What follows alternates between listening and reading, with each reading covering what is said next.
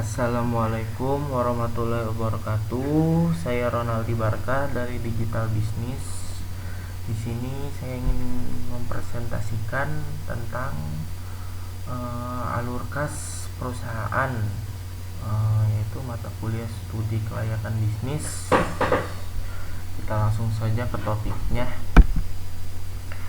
Sini ya antara topik pembahasan yaitu 1. Kebutuhan dana dan sumbernya, 2. Aliran kas, 3. Biaya modal, 4. Inisial dan operasional cash flow, 5. Analisis kepekaan, 6. Penilaian dan pemilihan investasi.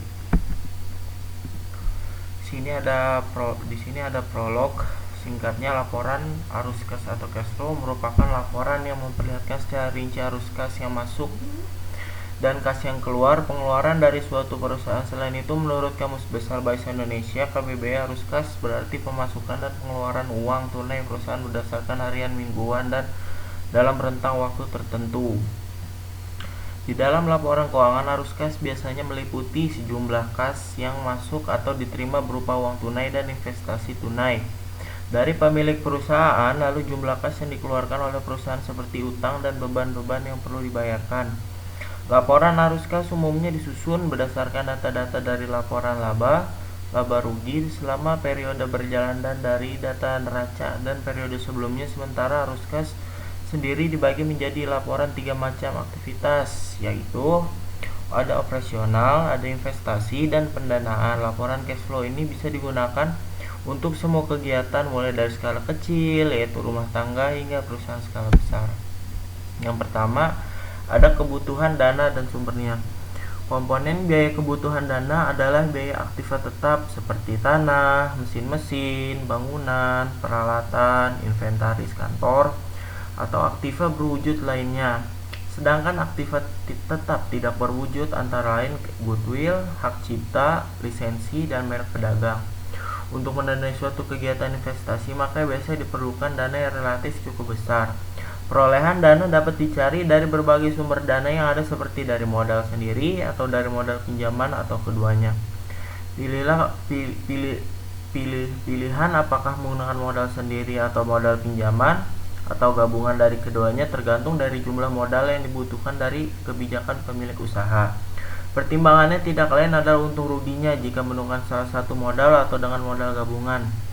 Di sini sih saya lebih suka ya modal sendiri ya, karena resikonya kalau modal sendiri kita ruginya sendiri gitu. Kalau modal pinjaman kan kita entah usaha kita maju atau enggak, otomatis kita bisa mau nggak mau harus menerima resikonya kalau misalkan rugi gitu.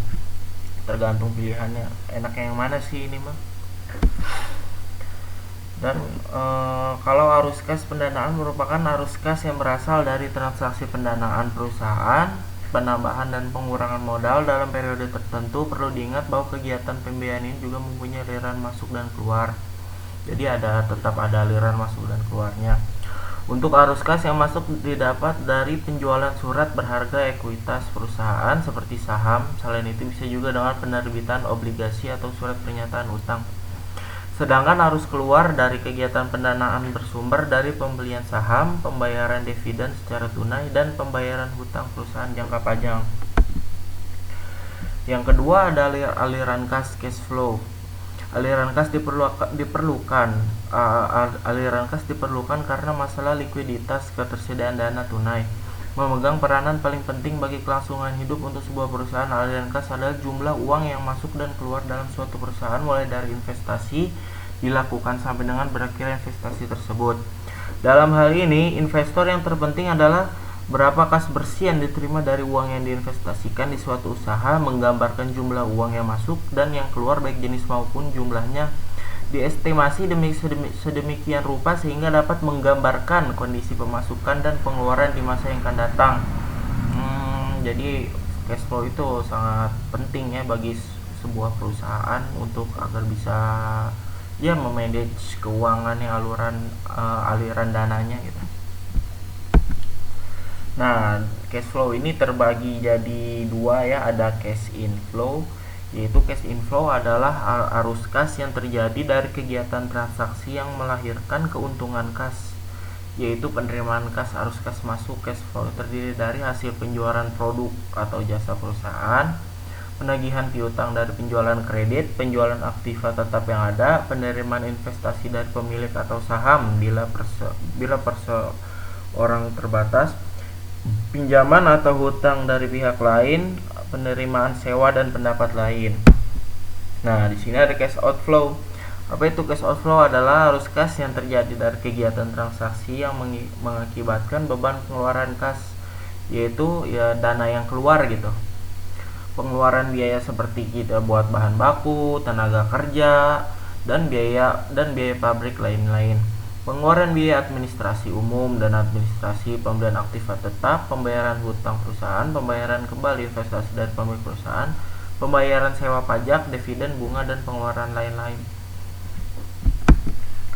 Yang ketiga ada biaya modal. Biaya modal adalah biaya yang harus dikeluarkan oleh perusahaan untuk memperoleh dana, baik yang berasal dari hutang, saham preferred, saham biasa, dan laba ditahan untuk mendanai suatu investasi atau operasional perusahaan.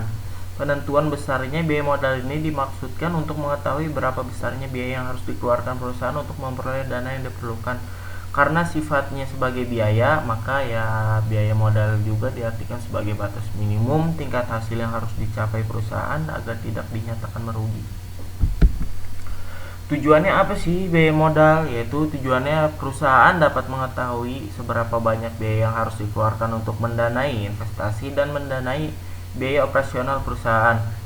Ada juga untuk memaksimalkan nilai perusahaan dengan cara meminimumkan biaya yang dikeluarkan oleh perusahaan.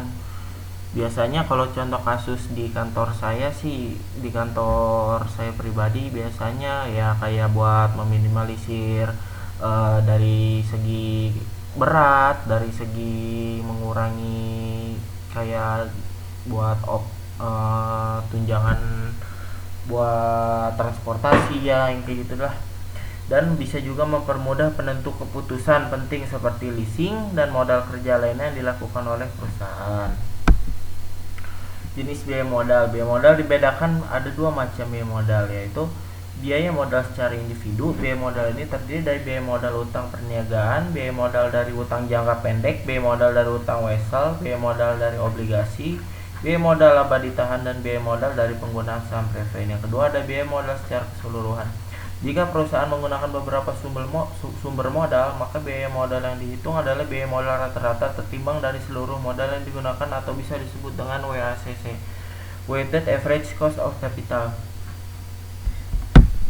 Yang keempat ada inisial dan operational cash flow.